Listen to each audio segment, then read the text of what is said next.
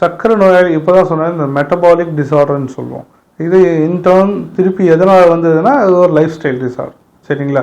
உங்களோட physical activity நல்லா இருக்குது, உங்களோட மூவ்மெண்ட் நல்லா இருக்குது, உங்களோட ஸ்லீப் பேட்டர்ன் நல்லா இருக்குது, உங்களோட ஈட்டிங் ஹேபிட்ஸ் நல்லா இருக்குது. அந்த 6 எசென்ஷியல் ஃபேக்டர்னு சொல்லுவோம் நம்ம யுனானியில். அதாவது டைமுக்கு தூங்கணும், டைமுக்கு சாப்பிட்ணும். சரிங்களா? அந்த மோஷனை கொஞ்சம் எவாக்குவேஷன் சொல்லுவோம், அதுவும் கொஞ்சம் கரெக்டாக இருக்கணும். தண்ணி பர்ஃபெக்டாக இருக்கணும், ஃபுட்டு ஹேபிட்ஸ் நல்லா இருக்கணும். சரிங்களா?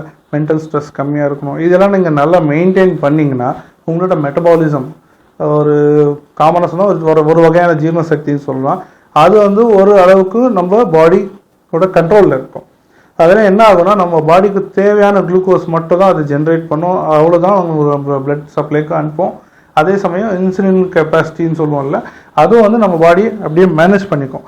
ப்ராப்ளம் என்னன்னா இந்த லைஃப் ஸ்டைல் டிசார்டர் நம்மளோட இந்த எல்லா ஹேபிட்லையும் எதுவுமே சரியில்லை. நம்ம ஹோட்டலே போகிறதே இல்லை. இப்போ ஹோட்டல் தெருவுக்கு 10 ஹோட்டல் இஷ்டத்துக்கு.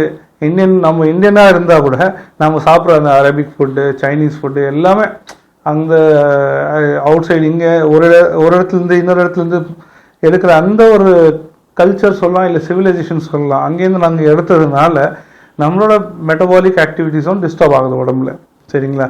ஸோ அதனால் சுகர் லெவல் ரைஸ் ஆகும், இன்சுலினோட ஆக்சிஸ் டிஸார்டர் கூட க்ரியேட் ஆகும். அதனால் கூட சுகர் எல்லாருக்கும் மெயின்டைன் ஆகும்.